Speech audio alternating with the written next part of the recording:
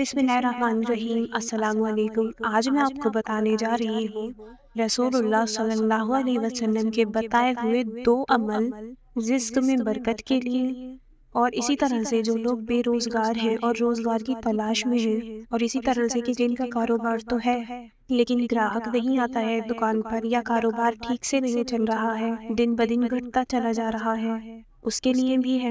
جن بھائیوں کے رزق میں برکت نہیں ہے، سیلری تو بہت زیادہ ہے، 30,000 40,000 یا اس سے بھی زیادہ، لیکن مہینہ آتا ہے اور یوں ہی پیسے کہاں ختم ہو جاتے ہیں پتہ ہی نہیں چلتا ہے، اوپر سے قرضہ بھی ہے، تو ایسے لوگوں کے لیے رزق سے ریلیٹڈ جتنی بھی پرابلمز ہیں، جتنے بھی مسئلے ہیں، جتنی بھی تنگیاں اور حالات آتے ہیں، ان تمام لوگوں کے لیے رسول اللہ صلی اللہ علیہ وسلم کے بتائے ہوئے 2 طریقے ہیں جو میں آج آپ کو بتانے جا رہی ہوں۔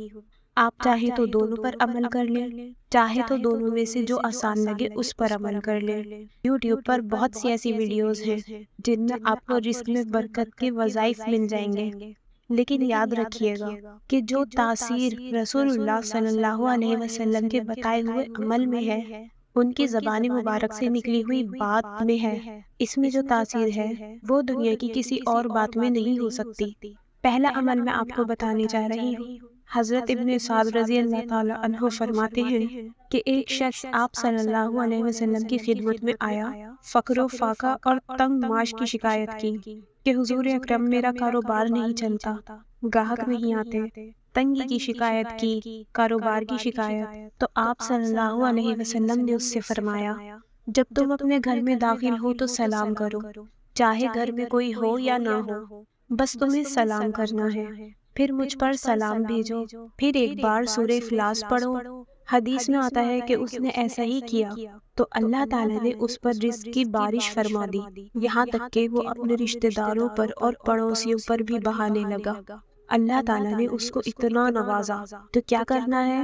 جب گھر میں داخل ہونا ہے تو سلام کرنا ہے، چاہے گھر میں کوئی ہو یا نہ ہو، پھر اس کے بعد حضور پر سلام بھیجنا ہے، الصلاۃ والسلام علی رسول اللہ صلی اللہ علیہ وسلم، پھر اس کے بعد ایک بار سورہ اخلاص پڑھنی ہے، قل هو اللہ احد اللہ الصمد لم یلد ولم یولد ولم یکن لہ کفوا احد۔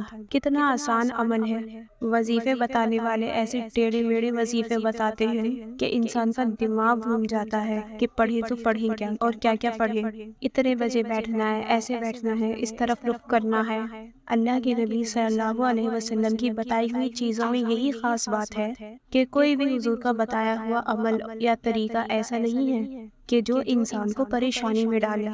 دوسرا عمل جو حدیث سے ثابت ہے وہ روزی میں برکت کے لیے یہ ہے کہ سورہ اخلاص اور سورہ فاتحہ کا عمل۔ حضرت ابو ہریرہ رضی اللہ تعالیٰ عنہ سے مرفوع ہے کہ رسول اللہ صلی اللہ علیہ وسلم نے فرمایا، جو اپنے گھر میں داخل ہوتے وقت سورہ اخلاص اور سورہ فاتحہ پڑھے گا، اس سے تنگ دستی دور ہو جائے گی اور فراوانی اور خوشحالی آ جائے گی، یہاں تک کہ اپنے پڑوسیوں پر بھی بہائے گا۔ یہ حضور نے ارشاد فرمایا۔ تو جب بھی گھر میں داخل ہو تو کیا پڑھنا ہے؟ ایک مرتبہ سورہ فاتحہ، ایک بار سورہ اخلاص پڑھنی ہے، اور یہ عمل گھر کی لیڈیز بھی کر سکتی ہیں۔ جو بھی گھر میں رہنے والے لوگ ہیں وہ سب اس عمل کو کر سکتے ہیں کہ جب بھی وہ گھر میں داخل ہو یہ عمل کریں، انشاءاللہ بہت فائدہ ملے گا۔ یہ جو حدیث سے ثابت عمل ہے نا، اس پر عمل کرے گا، انشاءاللہ بہت فائدہ ملے گا۔ پورا گھر اس پر عمل کرے، گھر کی لیڈیز جب بھی گھر میں داخل ہوں وہ بھی اس طرح اس عمل کو کر سکتی ہیں، انشاءاللہ حالات بدلیں گے۔ لیکن یاد رکھیے گا، گناہوں سے بچنا، گناہوں سے بچنا یہ موسٹ امپورٹنٹ ہے۔ گناہوں سے اگر آپ نہیں بچ رہے ہیں یا پھر آپ کے گھروں میں گناہ ہو رہے ہیں، پھر آپ دنیا بھر کے کتنے ہی وظیفے کیوں نہ کر لیں، حالات نہیں سدھر سکتے، برکت نہیں آ سکتی ہے۔ تو گناہوں سے بچنا بہت ضروری ہے، کیونکہ دوسری حدیث میں یہ بھی آتا ہے کہ آپ رسول اللہ صلی اللہ علیہ وسلم نے فرمایا کہ گناہوں کی نحوست یہ ہوتی ہے کہ انسان کے رزق میں برکت اٹھا لی جاتی ہے، برکت چھین لی جاتی ہے۔